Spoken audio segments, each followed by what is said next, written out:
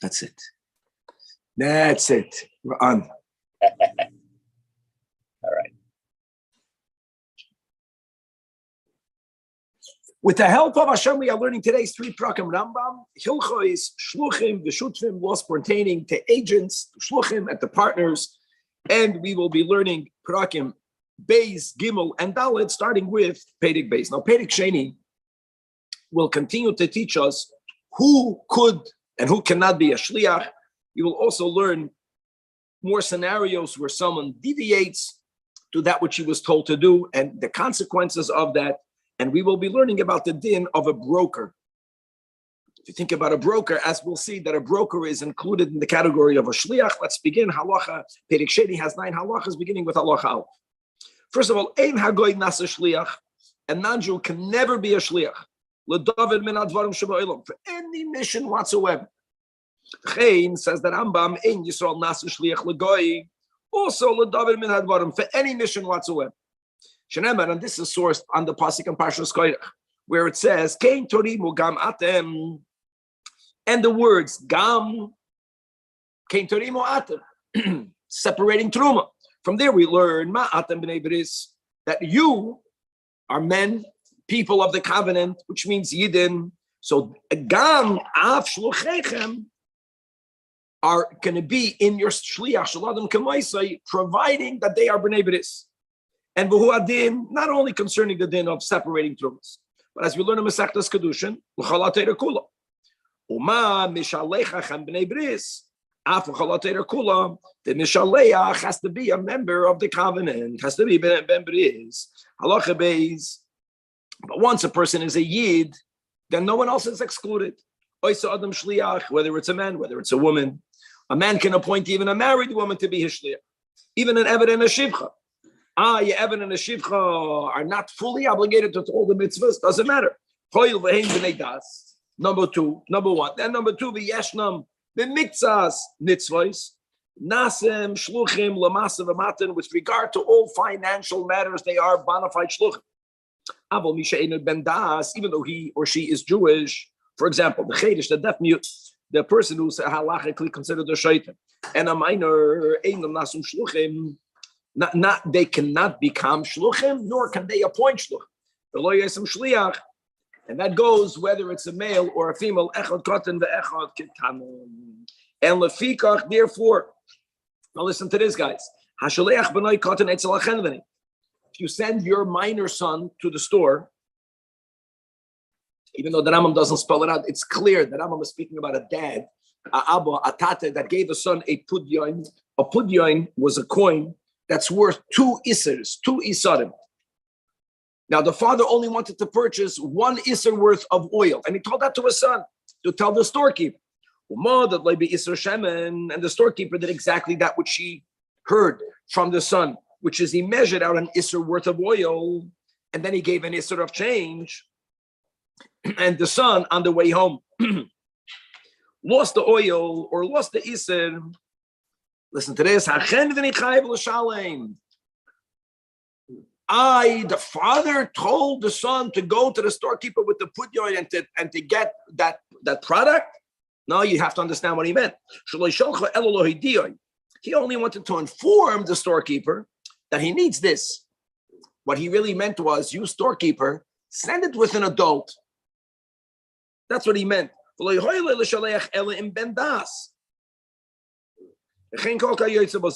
however, if he clearly said in Pedish Amalai Shlachli Imakatan, that's different.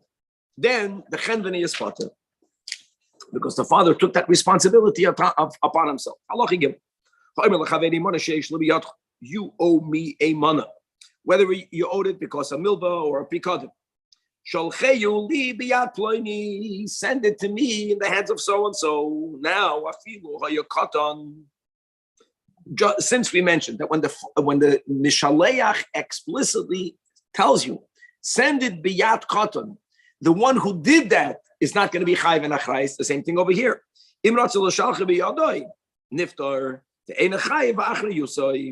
In other words, the moment the balchoif, the moment the person who owed money followed the instructions, of the creditor, he's not chayiv. Chen shnayim sheisnu b'nei shchol mishir tzil shalech lachaverim shalech biyad mishir tzam shaleach. Whoever you'll choose, send an object. If that's what you guys agree to. And the im avad oy nignav baderech oy kafir by hashuliach harei hamishaleach batur, because the party that wanted to receive it said, send it with whatever you want. The Torah says that he's not shaykh to shlichus. Shekol tanai shebamamin kaim. So tanai shebamamin. Halacha dal. Hashliach shekana shliach bought or he sold, and v'hoidia he notified. He notified to whom? He notified the to the other party. Shehu shliach b'davar zalaplan. And then afa pisha mashach v'himshach. He did the kinyan. And guys, we learned this yesterday, right in Pedek Aleph. So then, first of all, batal hamekach u'machzir. That's step number one. Now that's Pedek Aleph halacha beis. Now ve'im lo yehudia shehu shliach. He never notified the other party that he's a shliach.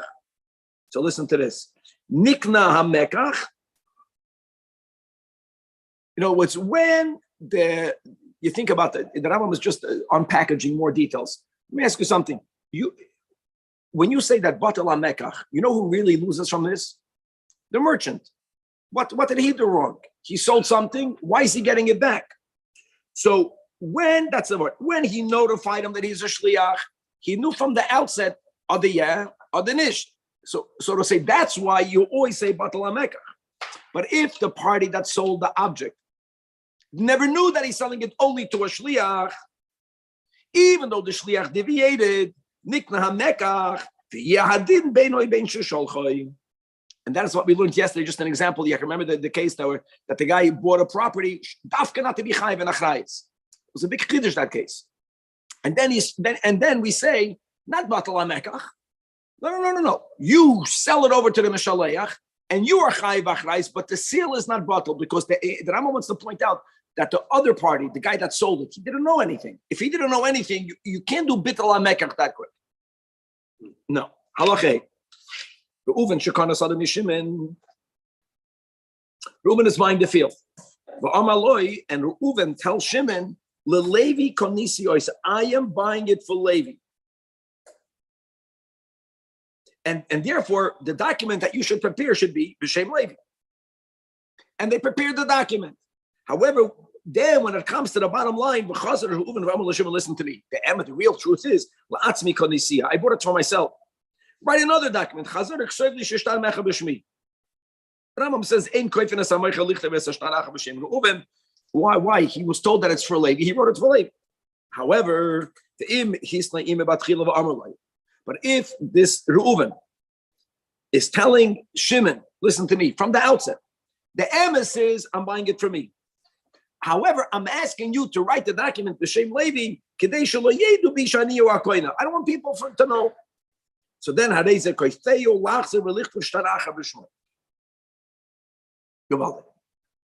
in other words, we don't want the commonality that Rambam is pointing out. This is that the other side, conforming how much information they had, accordingly, will he be more obliged or less obliged, or even like we said, sometimes you can't even say bitul hamekach. It's not fair for him. The shliach is going to lose it.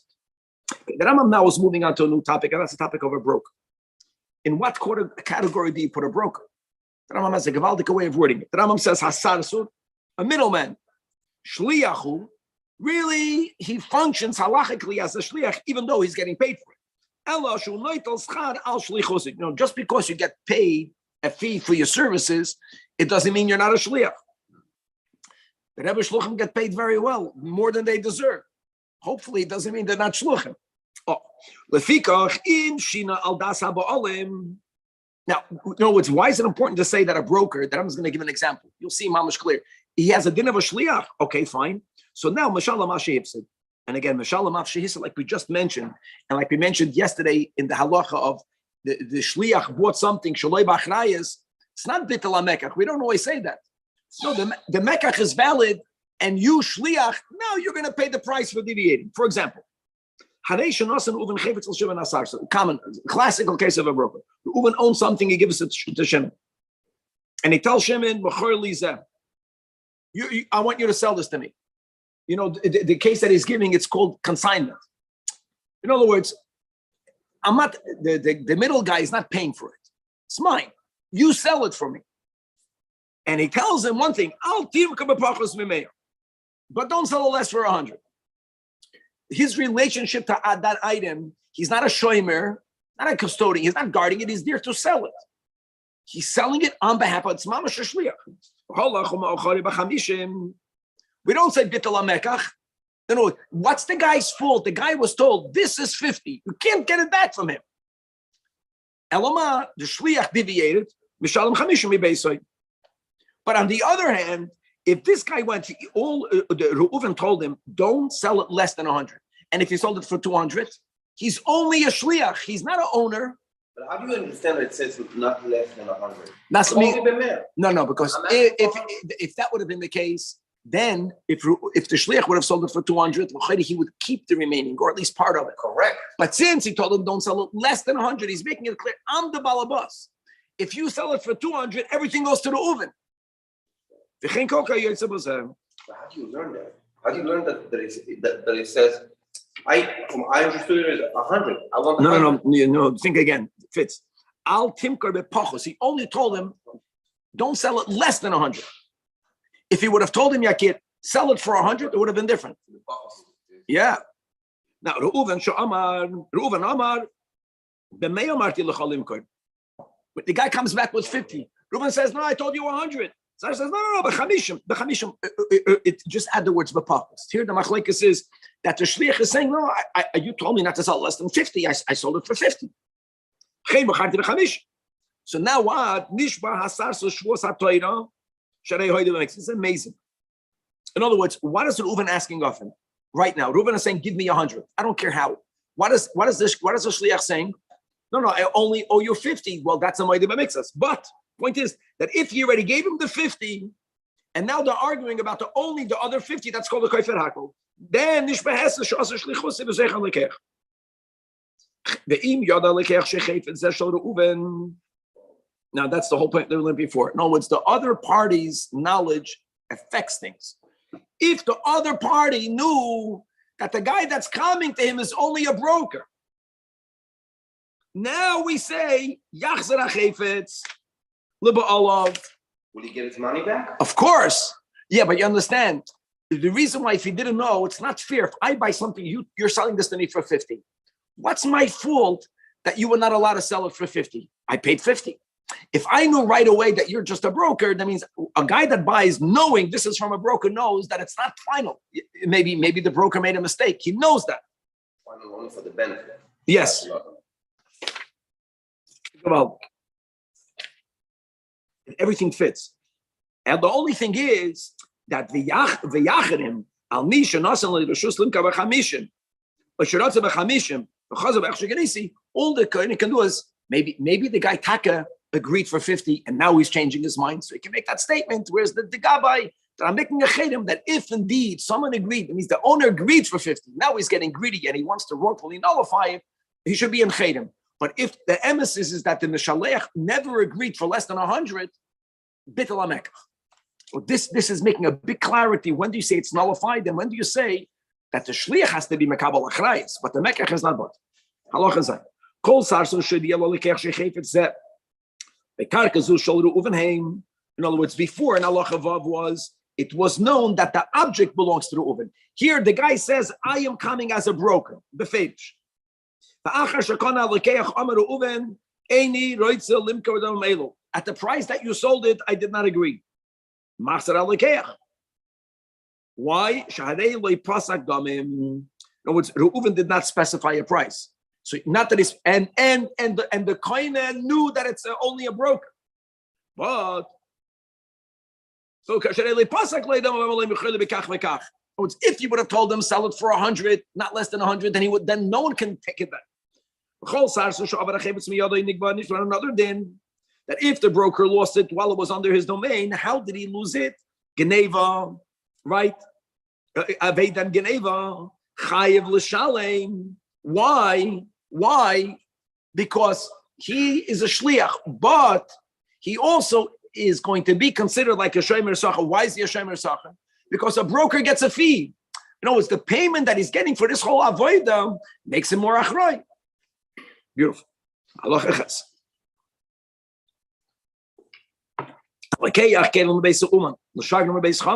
You're taking articles, right, from a craftsman to be sent to your future father-in-law.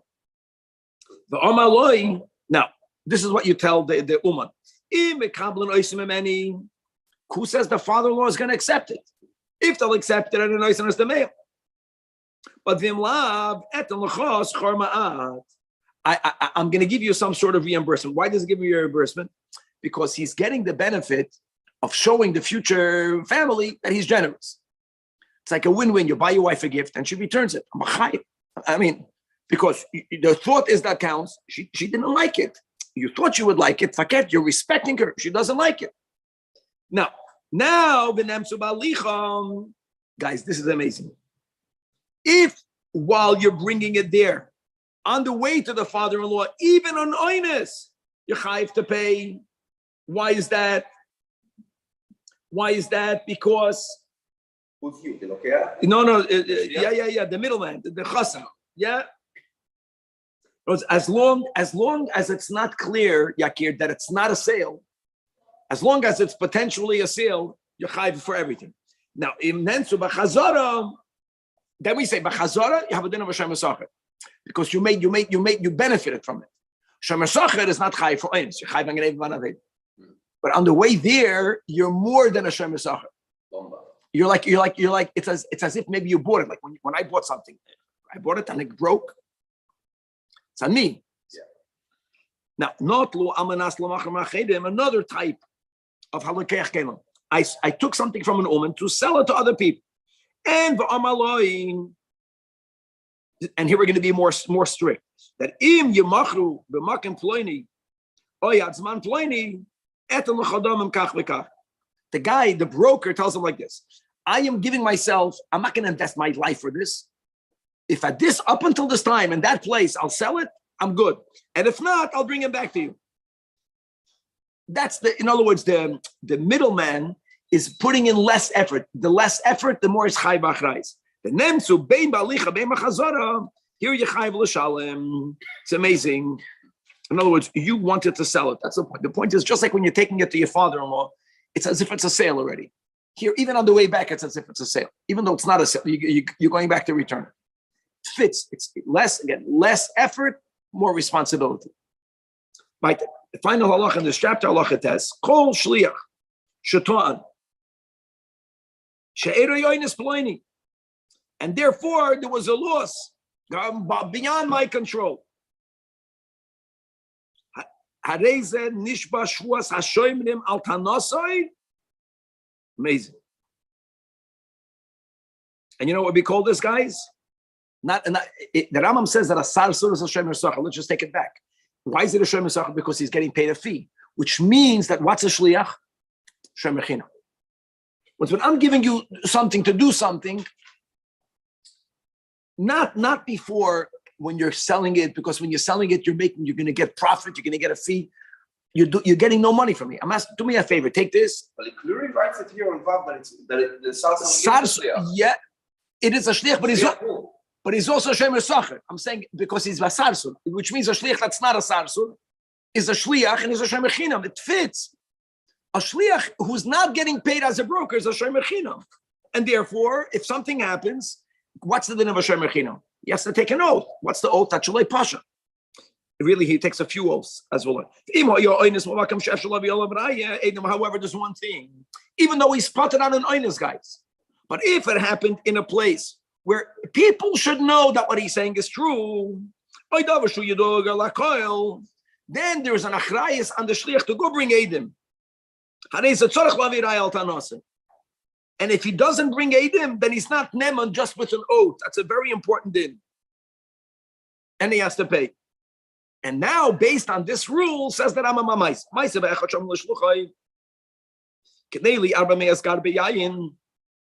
buy 400 measures of wine. You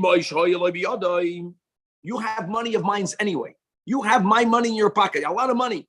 You have a $25,000. Go buy me the 400 barrels of wine.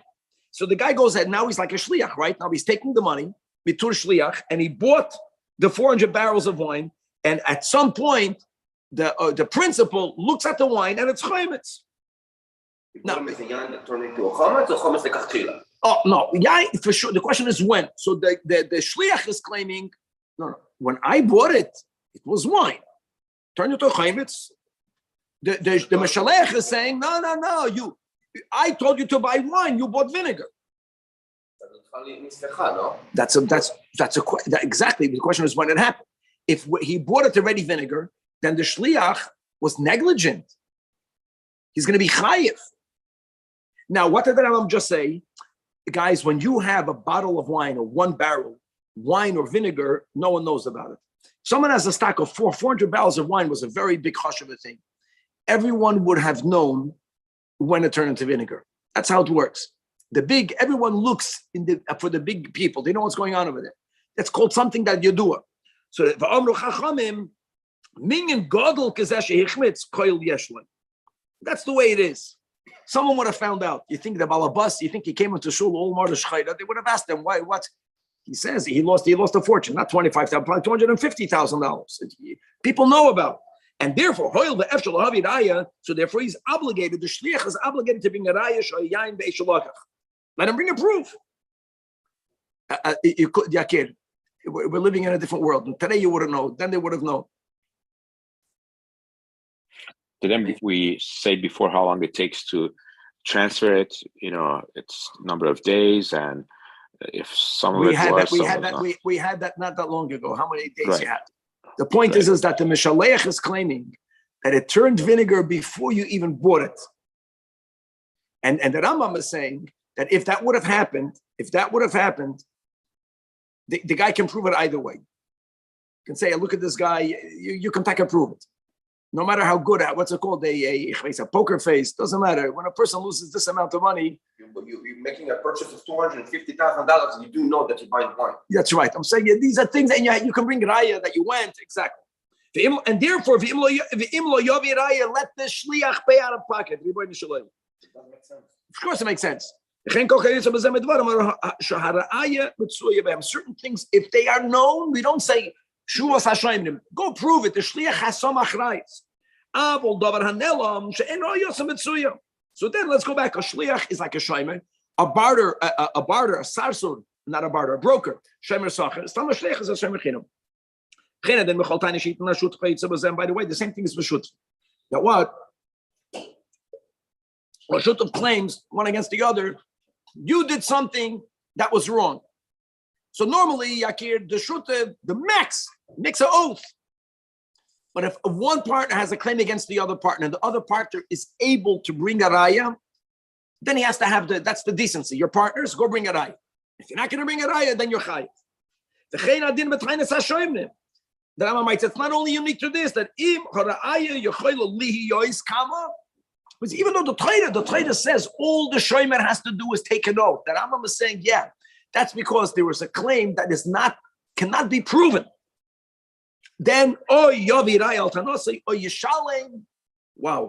as a commercial yisbar, that's going to be an Hilchos Chiras, and you don't get away with making the Shvos Hashem. Moving on to today's second chapter, Perek Shlishi. This is today's big chapter. We're going to introduce Yaron, the rule of power of attorney. I don't know how lahavdil. I don't care, and I don't know how the Goyim understand it. There's a very unique way how the Torah describes the way a power of attorney works. Let me just give one nekuda in the intro. When me and you have an issue, and there's someone there representing me, the premise is when you engage with my baldover can tell this third party, who are you? I have no dealings with you. Or just because I decided that I want you to represent me, think about it. Why is that person obliged to my decision? He interacted with me. Deal with me. So we're going to read how it works. This is the first time people learn this. We all learned this b'mei iman b'Rabbi Sinai. But if people are not familiar with this right now, refreshed, it's mamish breathtaking. It's amazing how the Torah understands the way a power of attorney works. A power of attorney is called a harsha'a. I'm giving you the rishus. Now let's begin. So mamish Perek Shlishi has 11 halachas, but guys, this is a big chat. Halacha. If I own land that's under someone else's custodianship or someone else is there, I have something of mine that I entrusted to you, but it's mine. See, until now we were learning a shliach. A shliach, we learned Yaron doesn't need to have even a kinyan. When I ask you or you ask me, do something on my behalf, that's okay. But that's because you're asking me to go and buy something for you. You're going and asking me to sell something to you. Here, we're speaking about someone who wants to take someone else into litigation. That person has to respond. Is he getting paid? Doesn't make a difference. Makes no difference over here. And we do this today. That's the whole point of an attorney. Like sometimes I know, just you guys, it's so important. Words is the biggest bluff in the world. When people win an argument, it has nothing to do with whether they're right or wrong. Zero, minus zero. Some people are just good with words. Just because they got the better of the debate, it has nothing to do with the emes. I know that the land is mine. I know that guy, verbally can be shrewder than me. I need my land back. I need someone to help me. That guy, the first thing he'll do is, who are you? Okay. So the way it works is you have to write, these are the words, a harsha'a. It's called a deed. It's a document that will grant that person with the power of attorney. So first of all, it has to be documented. Now, that's not enough. Even though I'm documenting, I cannot document, I'm giving you permission to represent me. That means zero in halacha. You know what I have to give you? I have to give you the ownership of that item. You own it. Now it's mine. But we're going to see. What do you mean? It's a type of giving over of ownership that's only enough for you to be allowed to represent me. Leave it up to the Chacham. Leave it up to the Torah. So let's read the words. Let's read the words. It's even less than that, because when you give a matana maslahachsir, when you gave the gift, it's fully theirs. Here it's his, but not his. Here it's his and not his. He's on my behalf. To act on my behalf. That's so. And for that, the tzarich liknois biyodoi sheir show, guys. Liknois biyodoi, I want to tell you, doesn't mean it's a kinyan in which I'm giving you ownership of the thing. I'm giving you ownership of the thing. You'll see inside. Lech dun usechei v'hoitzi. Listen to these words. La'atzmocha. That's the key. Not represent me. I'm giving this item to you for you to represent you. The only thing, the beauty is that he never can, when he wins, keep it. But he has to have that type of ownership.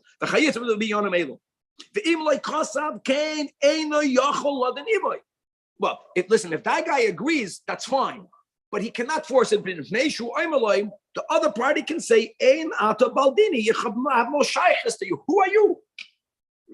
The Gemara uses the words lav baldinat.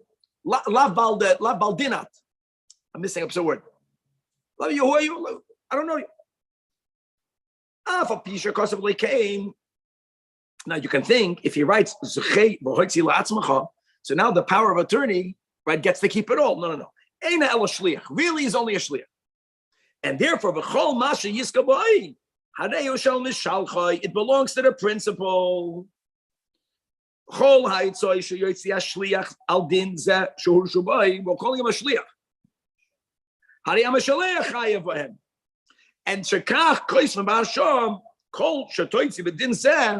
everything that you're spending to win this thing for you, I'm gonna pay. Guys, that's the way it is. You have to let it sink in. And if not for this, it would not work. I don't think the Goyim have this. It's an amazing concept. Alevara would understand this. No, that I'm giving the attorney ownership over it. I'm writing I'm writing the document. Let's say you're my attorney. I'm giving you permission to litigate for this property for you. I don't write for me. They don't have that. Because if I write for me, then that guy can tell you, I don't know you. Taka, who am I to decide? We have the issue. Me ato.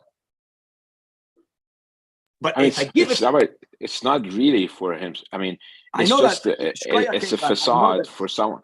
But don't use the word it's just facade. like I agree with the facades. Not a facade. It Not a does feel- facade. It does feel like a facade. it's a legal transaction. You're legally representing me like an attorney. You're not representing me. You're representing yourself. And then when you win, it's all mine. It does feel like a facade. Because it's really not for you. Let If it was sink in. really It's for not- him. it's not- when you say the word really, the word really means so many different things to so many different people. Really. No, it's a big difference. Yes. Because when you're owning it, now you're going, he can't say, who are you? Yeah. Because I'm the owner. I That- took the that's- rights from it. Shkoyach It's l'chaim. my right. Yes, When it's just giving the power of attorney. Yes, you know, that's on right. his behalf. That's I don't care right. about No behalves, that's it. Halacha base. Now, hikne lozeh hamur sheshlisha ribia mashi yesh lebiyat chaveiroi. Now, like this. Based on this, you have to have this. Based on the principle that Harsha means I am giving over ownership to an attorney. Now, what happens if I write a Shtar Harsha? You can only represent a third of it. There's a property. The property, however you want to divide it, in value, in parcel. The moment you are a partner now in it, if I only give you a power of attorney for a third, that means that you are a third partner. You know what the din of a partner is? A partner doesn't need to have a power of attorney. Because if me and you own something in conjunction, and you are going to take that other guy into litigation, because you only own it, doesn't matter. Once you have a hand in some of it, you have enough ownership to represent all of it. So therefore, since the guy is getting ownership in the thing, even though it's only for a third or for a fourth, because hoyel v'don al chelkoi, that's another big step. Therefore, let them apply this. If you have brothers that they did not yet divide the estate, which means that it's tfisa sabayis, everyone is a partner, or two shutim. Right? They are lodging a claim against someone else. So one partner, he can be asking for all of it.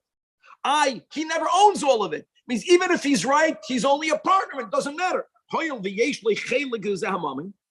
he doesn't even need to have a rasham mishal shutva. And therefore, let's go further. And then let's say he represents the whole case and he wins and loses, whatever happened over there. Imagine if a partner will say, I never allowed you to represent me. If I would have been there, I would have done a better job. I would have had better claims and I would have been mechayev al ginoi.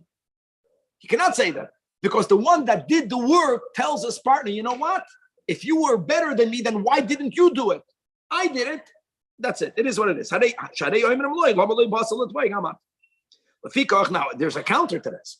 If there's a reason why he didn't come, if he was b'medina acheres, so then yesh lo lachzor ala baldin v'lodin imoy loy moloi ani eini moida b'chol mashaton shutav shali. I don't accept his arguments. Wow. In other words, if all the partners are present in the city, so then one person will be able to represent everyone without a hasha. But if there is even only one partner out of the country or out of the city far away, maybe today it changes because of communication, but if the other guy was out of touch, so then the one who's being taken to court should know the following. Either only take me to court for your portion or bring me the power of attorney, because I don't want to go into litigation now, and then at some later point, your partner is going to take me to litigation again. I want to get over with it. And why should I go to a din Torah right now? So the responsibility, in other words, when you are taken to court, guys, by one partner, you have to remember this halach. Halacha dal. Now, we spoke about partnerships and how partners don't need to have a arashah. What happens if a woman owns property that she brings into the marriage, it's going to be called nechsam aloik. Nechsam aloik means that the property remains hers. Elama, during the marriage, the husband has rights to the user fruit. He only has user fruit. So it says that Rambam Habal b'nichsei ishtoi does need to have a harsha. He's not considered a partner. You know why? Because he's not a partner in the land. But 1 second. If there is produce connected to the ground, which belongs to him, let's go back to the rule. Once you are a partner in some of it, then you can represent everything. Because the payers are his and they're connected. And now in our case, because what's not connected? If there wouldn't be karka, there wouldn't be payers. You having payers on the karka gives you enough connection to the karka. Therefore, you have to have permission from your wife. Halachically, you need to get permission from your wife. That's a go. See, I'm married more than you, so I don't add that. It took me a while. You'll get there. It's just a matter of time. Amen to all of us.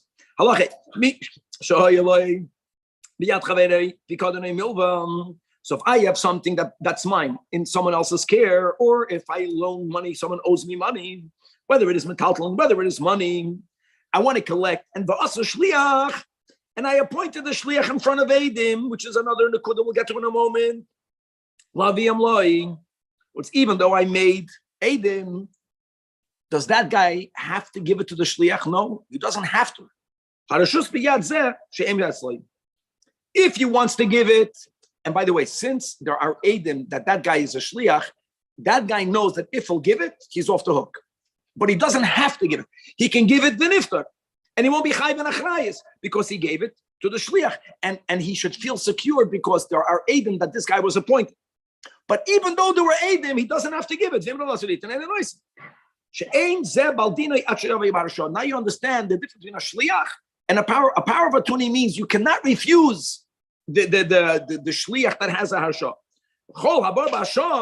Now the Rambam writes like this.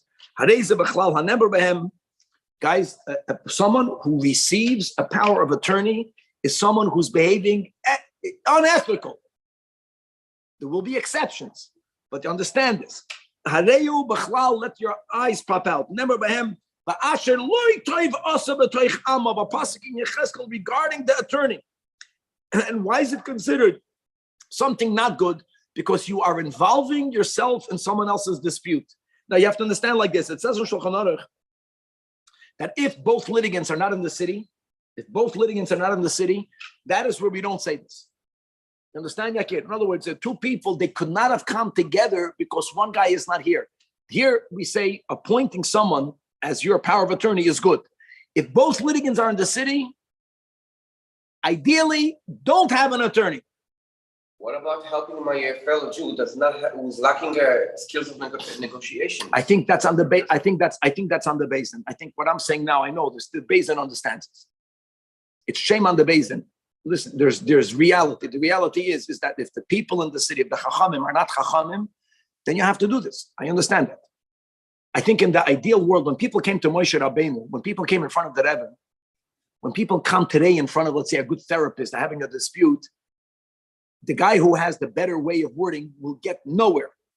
You have to deal with people that know how to get to the emes. And you're right. If you don't have such people, which is part of Golos, which is a disaster, then you have to get it. But it's good to understand that. Why would you need an attorney? If you have the whole thing, if people are emes, you have to go. If people are striving, if you're dealing with that amoy, then it's not even unethical. David HaMelech says, but when we're dealing with normal people and everyone really wants to do the right thing, then theoretically you don't need an attorney. Everyone should say their narrative and go a good base, then Siyata Deshmaya will get to the ends. Halacha vav.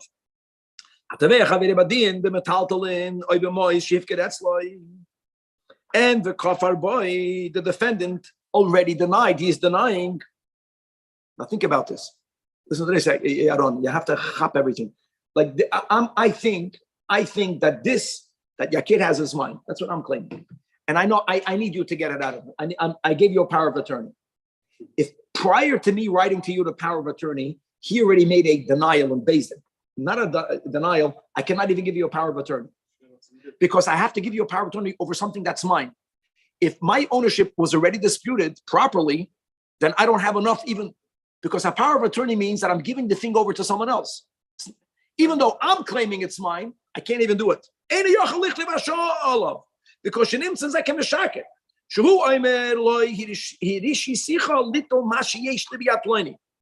A power of attorney means I'm giving over something that's mine. Okay, I have to make a power of attorney, guys. This is, by the way, this is only by, this is not by karka. This is only by metaltal. By karka, we don't say that. Land can never be stolen. Right, the whole din of, but when it comes to metaltal, and you can't do it after there was a denial. When a person is required to take an oath, because he's responding to a claim already, he's up to that level.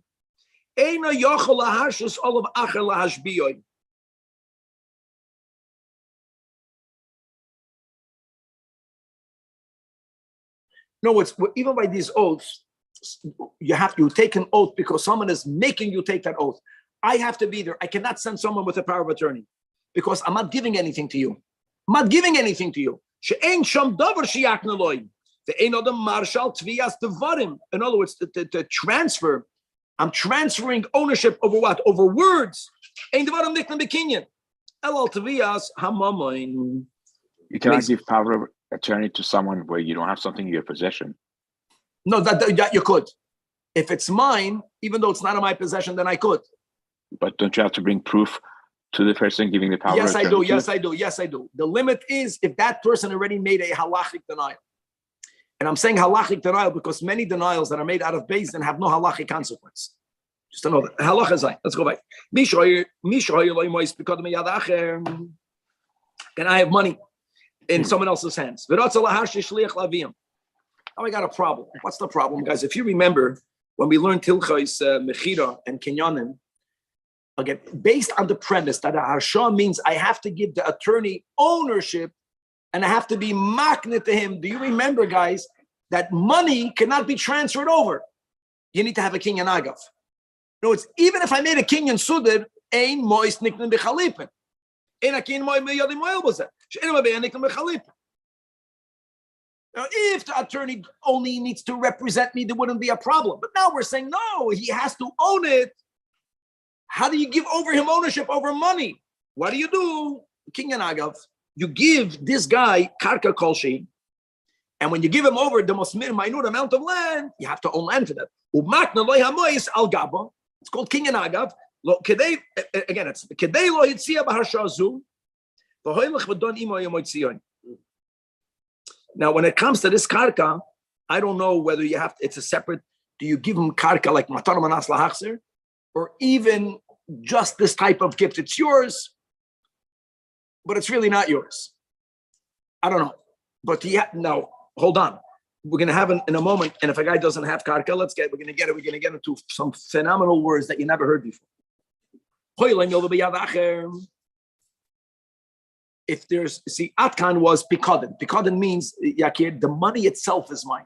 Pikadon means that the custodian cannot touch it. Hold my wallet. If you give a loan, what you gave, the guy spent. You owe a debt. You can't even give that thing an agav. We learned that before already.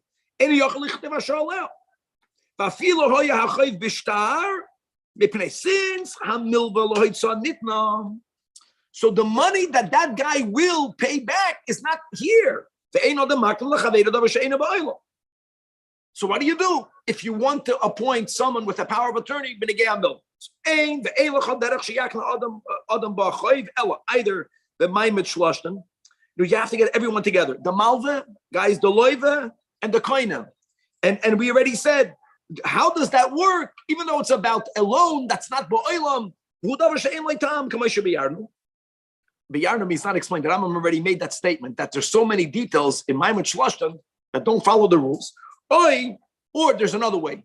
Because when you have a documented loan, you can transfer the document with the loan. If you remember, we learned this in Hilchos Mechira. First of all, you have to write a new document.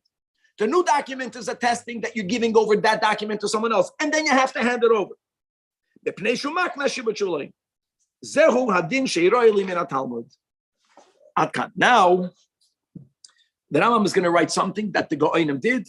The Rambam is going to strongly disagree with the pshat of what they did. The Rambam is going to find this so absurd that they make such a takana that he's going to interpret what they meant. Avo, step number one. Go'anim tiknu shekois v'masha afal amil. And why did they say that? Let me just take a step back. What did we just learn? The Rambam says he quoted the pasuk in Yecheskel that it's unethical to make a power of attorney. Then we said the Shulchan Aruch, it's only unethical if you're both there. If you're not there, Taka, what should you do? If people travel today, is very easy compared to what it was. Most people cannot travel. They don't have the koyach, they don't have the money. Imagine if someone borrowed a lot of money, he went to another country. Then all of the guys in the city, the only way solution would be to give a guy a power of attorney to go collect. So now that we said that it's almost impossible based on the din of the Talmud, even though if it would be documented, it's possible by making another. If it was not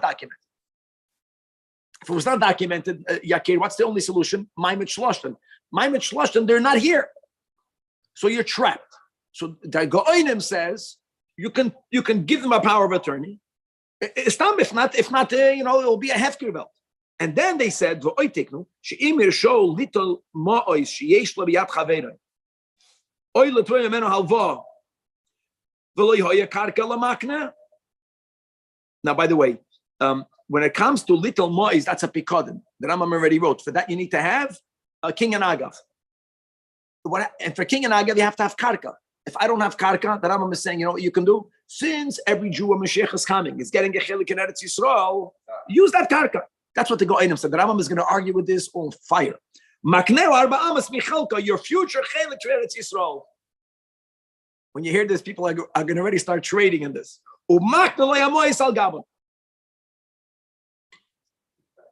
Says the Rambam, udvarim elu dvarim kalin, listen to this word, kalin hein ad ma'oid. Extremely flimsy.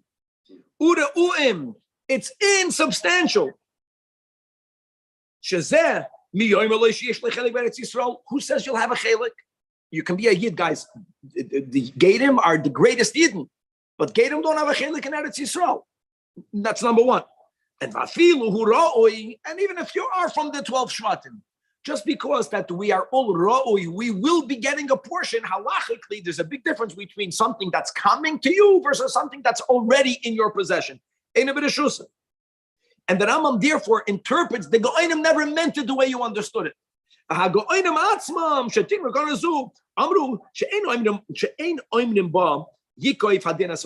When you make even a rabbinic decree, there are two types of, there's a decree where this is law.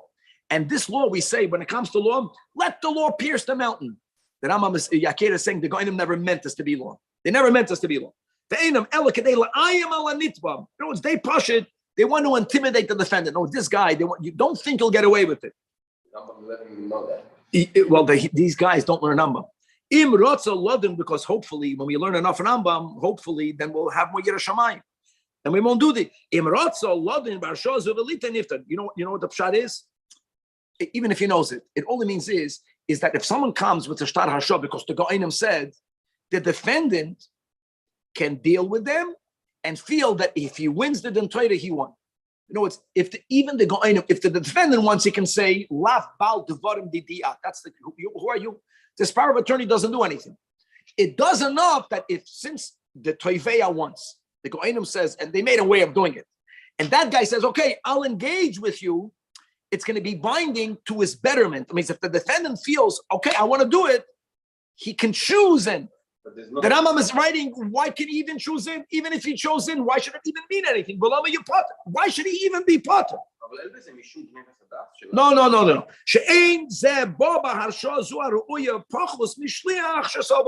Since we said, Stam, if you owe me money, and I appoint a shliach be'edim, which means that guy knows I cannot deny it later. If the other guy wants, he can give it to the shliach. He doesn't have to. It's good enough making this guy with the power of attorney like a shliach be'edim. The point is that even according to the Go'alim, he's not mechuyev. Another, the Go'alim also paskin she'im hoysam milvei etzel chaveiroi. If there was a milvam, bein b'shtad bein be'edei kinyan, bein be'edei kinyan.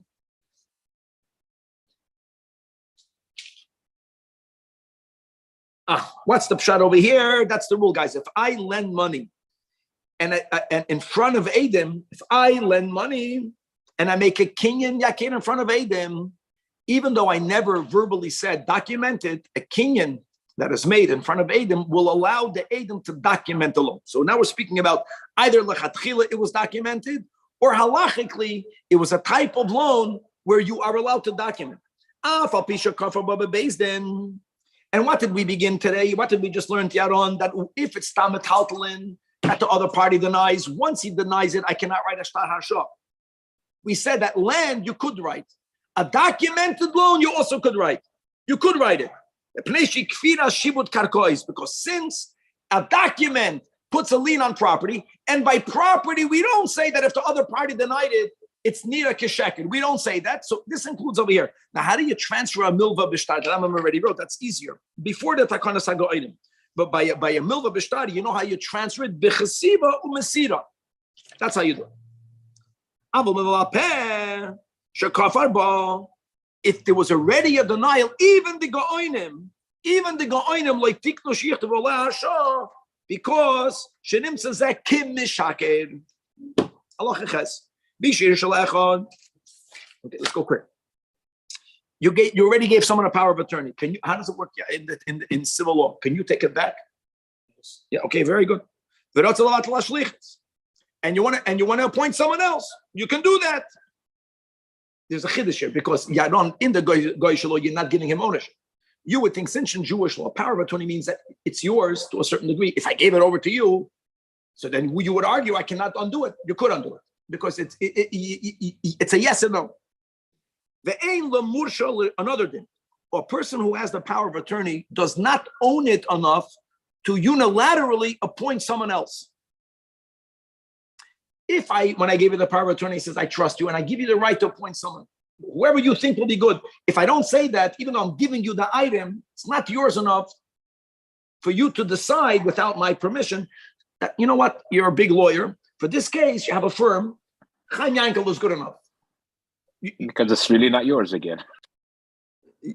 It's because it is yours and it's not yours.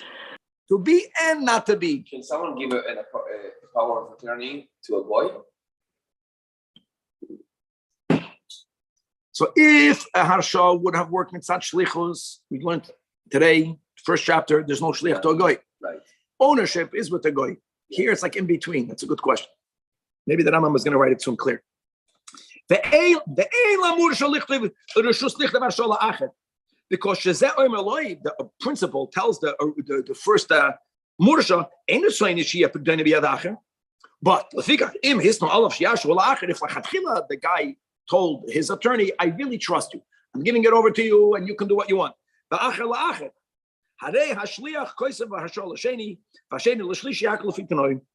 think because he's called a shliach, he can't do it. It's not shliach, it's an owner.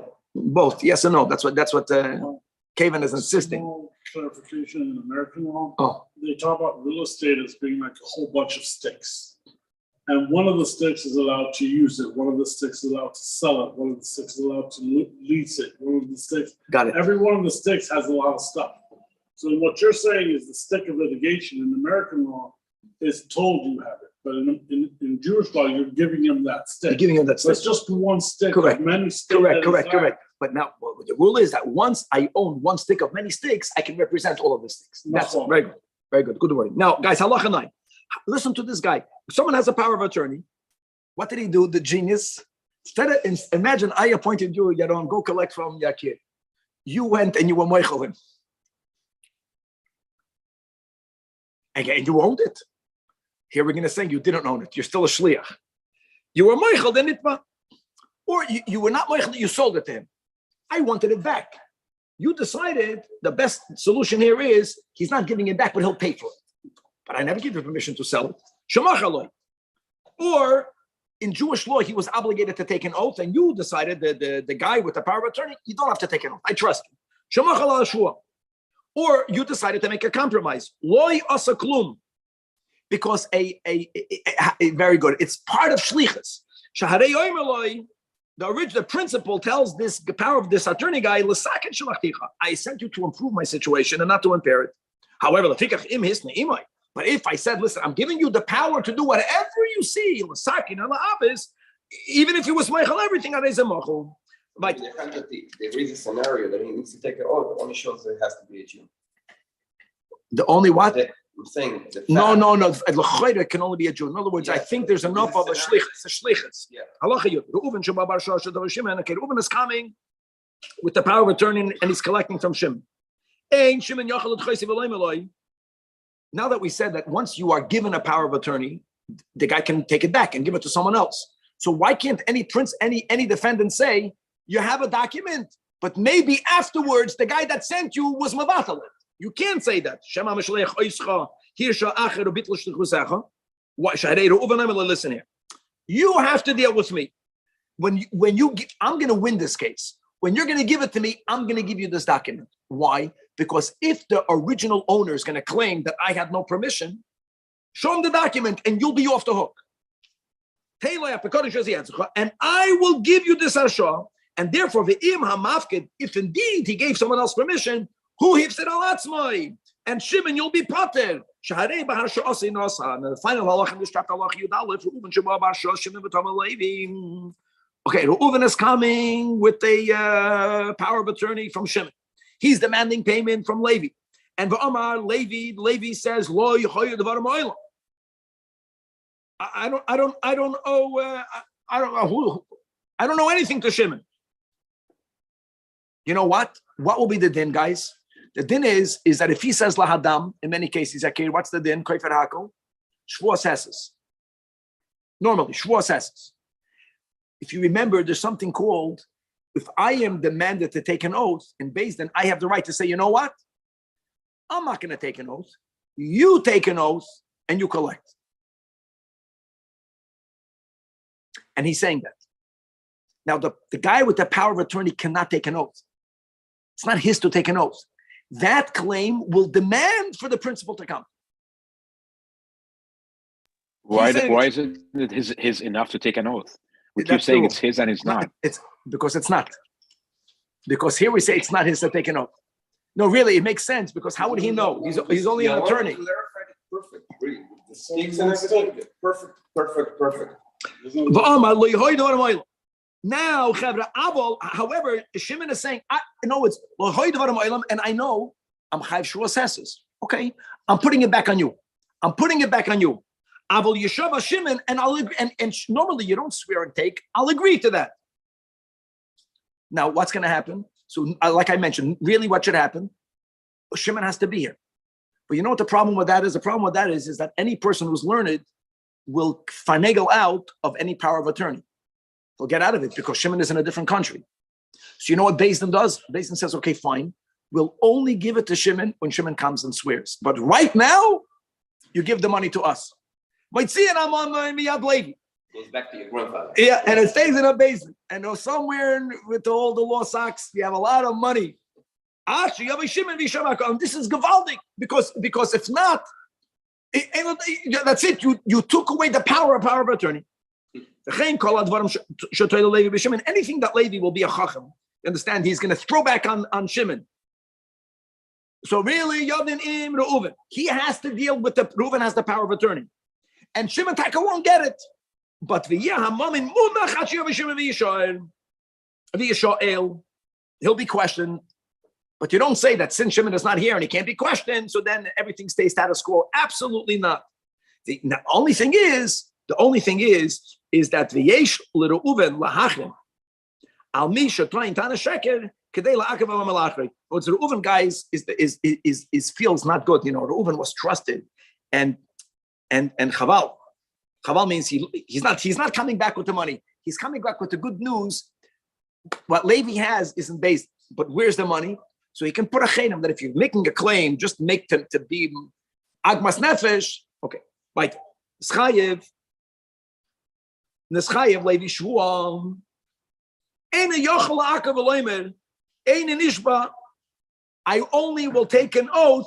Acha achadim. Ach means I'll put in a ban Bifnei Shimon, I want to make a ban in front of the principal, Amisha Twain Sheker, again, which is something that he can do. And normally it's not in the presence of Shimon, but he's making kindness just to figure out an excuse not to give the money.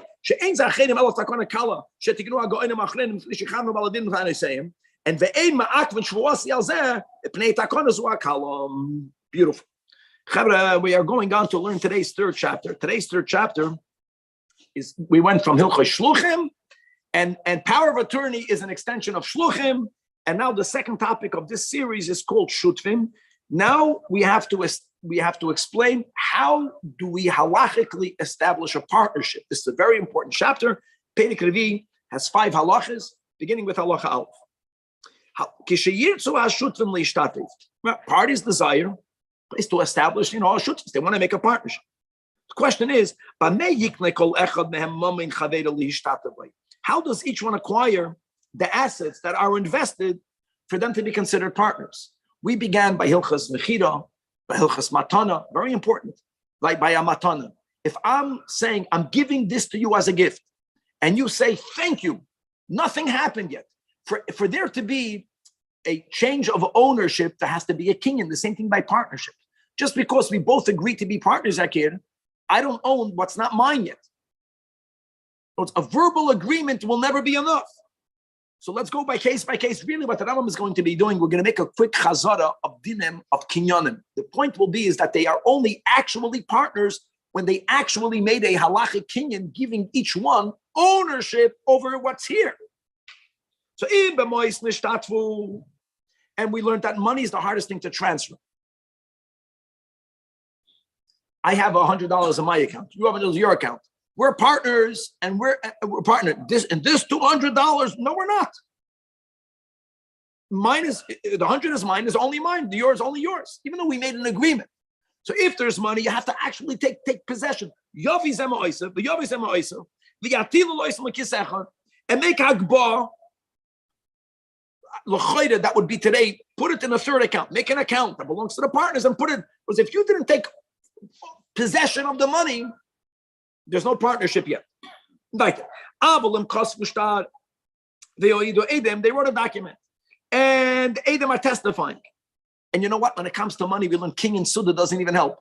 And the Edom are writing that we made a kinyan, that my 100 is now ours and your 100 is ours. We made a kinyan for that. Garnish with garnish.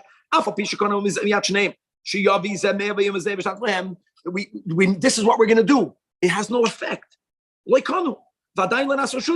Because of the rule, the second time today.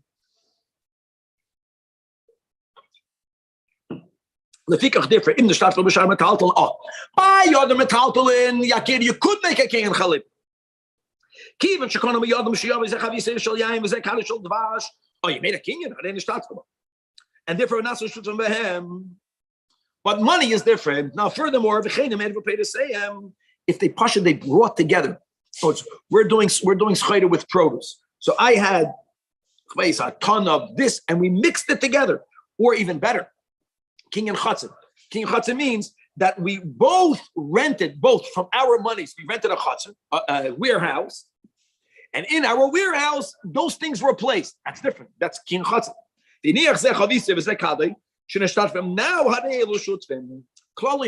point is b'chol hadarachim shekoina halakeyach. You need, but it's effective. So you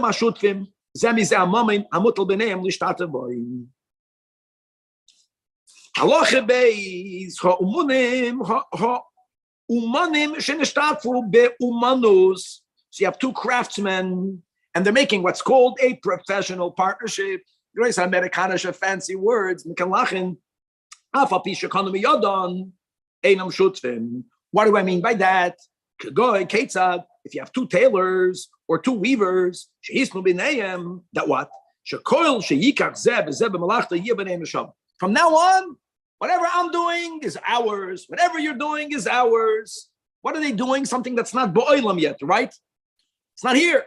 Even though they made a kinyan, and it's not about money, but they make a kinyan for what? For future service. But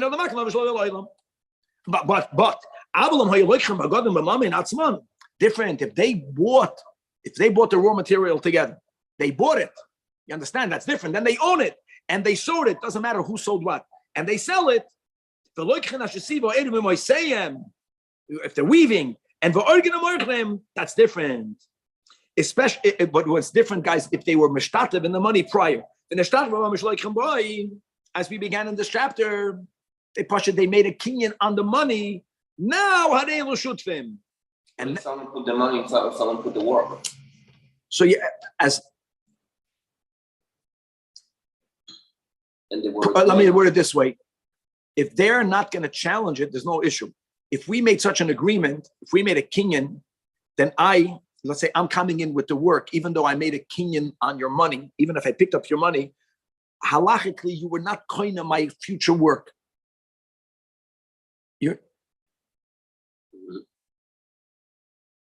And you only gave me the money because I'm giving you I didn't give you my future work. I can back out of it. And you can back out of it. There was no kinyan made yet. Now, once they own it together, or from their business, the dealings, then now, guys, the next halach is extremely important. When partners come in, Yakir, with different amounts of money, don't think that if they don't stipulate that let's say we're three, I'm coming in with 100, that's all I have. You're coming in with 200, you're coming in with 300. It doesn't always mean that the revach is going to be divided proportional to the different amounts of money. It doesn't always mean it that way. Because in many businesses, one person has the right to say, we didn't stipulate, my $100 and my business experience is more than your $300. What's the premise of a pshutvis is shava b'shava. Now, there's details to that, but just remember that. Now, let's begin halach again. Hashutim that they put together in a kiss. Makes sense. And the kisses, that's a way of you making a kinyan, right? And one guy is putting in only a money is $100. The other guy is putting in $200. The other guy put in $300. And they did business with that money. I want to say something very important. When they come to divide at the end the principle, of course, the guy that gave 100 will only get back his 100. The guy that gave 200 will get 200. The guy that gave 300 will get 300. I'm not talking about at the end, the reclaiming of the original investment. Everyone gets what they gave, not more. But all of the profits that the money made, if there was a loss, or if, who knows, whether there was profit or loss.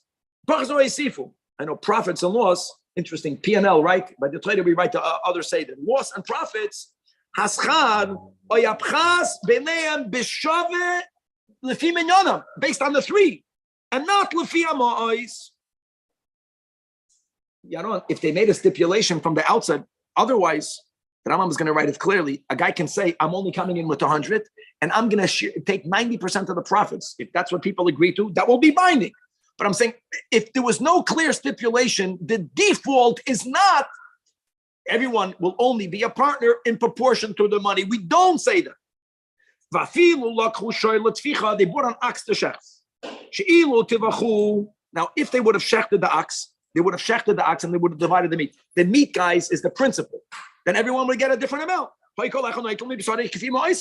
Right? Obviously. But if they didn't shecht it and divide the meat, they're doing business with it. Right? The ox was worth $500, total of $500. When they bought the ox for $500, they sold the ox for $1,000. They made $500 profit. They divide that 500 equally into three. Now,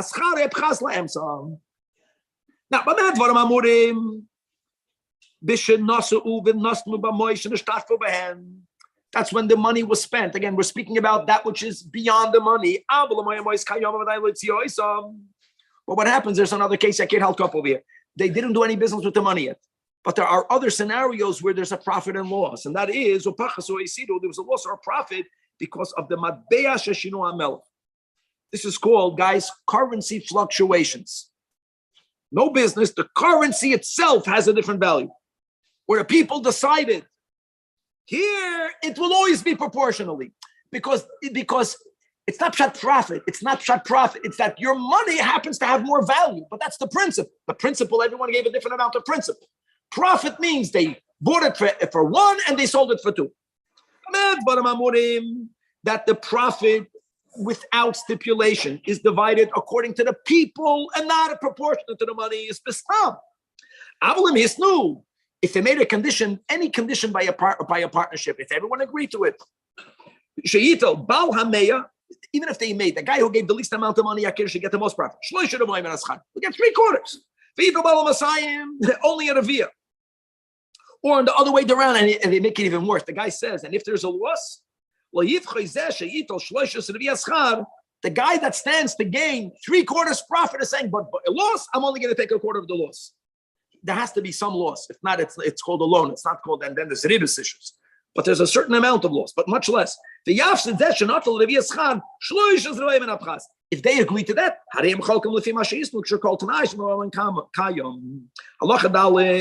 second to last halacha, these are big halachas. When they entered into partnership, they made from the outset a time up until that time. Then kol echad mehem ha'akav al chaveroi. Ve'enu yochel lachloik ad she'yigi hazman. See, when it comes to workers, the din is that since we are avodim to Hashem and we're not avodim to avodim, even if I agreed with you to be your worker for today, I can walk out in the middle of the day. There might be some financial, but when it comes to partnerships, there's a much bigger achrayus. If we said we are partners until that date, we have to be there, or the money run out. Nothing to be partnership in. Very clear. But that's because they made a zman of the end. Then,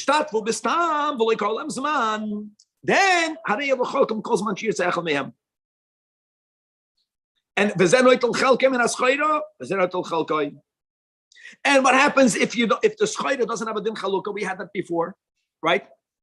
I have said, if you will divide it, everyone will lose. Sell it to a third party and then divide the money. Now we're going to go in between place. We made a partnership.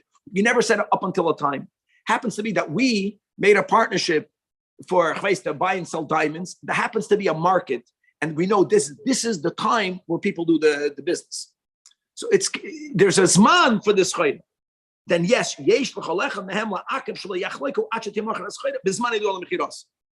though they never said so. It's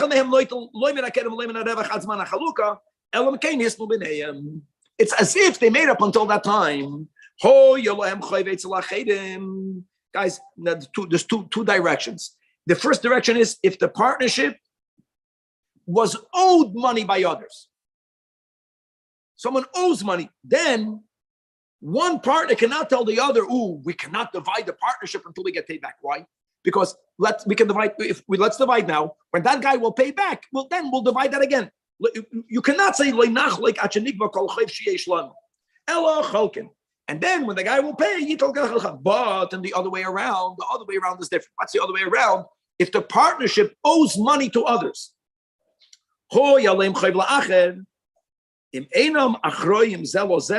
sometimes just when people lend money to a partnership, they can say, I'm not lending it to the partnership. I'm lending it to the Uven and to Shimon. I'm giving $200, 100 to the Uven alone, 100 to Shimon alone. If that was the way, then they can divide it. Right? But if that's an exception. Normally you lend money to the partnership, which means each partner is responsible for the whole loan. They cannot divide the partnership until they pay it back. And why?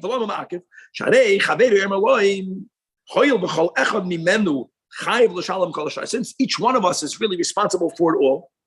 So Nisa v'nitain b'damim elu achi yagi azman. Amalei chaveri nachloik.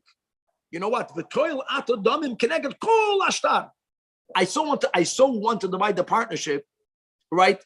You get beyond your fair share to cover this whole debt. In other words, you can pay it. I'm giving you money to pay. And you know what? And the date is not due yet. Keep that money. You make schayra. You keep the profit, and then pay back when the time is up. The other guy can say, no.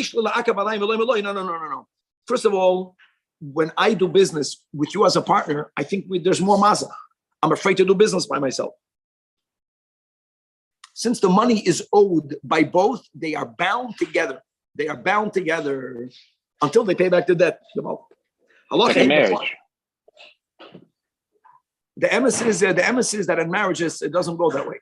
So in a marriage, there are certain halachas in which either party can say, "Kili, I don't want to be your eved." In other words, it doesn't work for me. The marriage is because a marriage, there's intimate. There's certain things that you can't force a person against the will. In money, there is more. But if your business partner is still Muslims, it means that you can make less money now. You make money, and he's going to lose his part, his share. A person can say that I will only do business. I only went into business because I have you as my partner. What we're saying now is that you came in the same good as what people say, God forbid, if they're facing a divorce. I can't. I need to do it with you.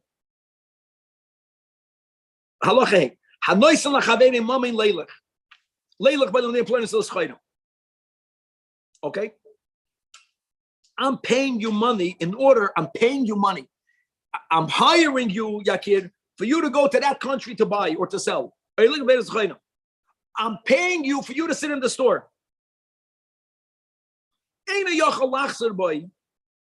again, you're not my worker. Workers have more rights. Here, it's like a partnership. What did you say, Yakir? One guy with the money, one guy with the work. That's the part. The guy, I'm paying you to do something, to do a job. And the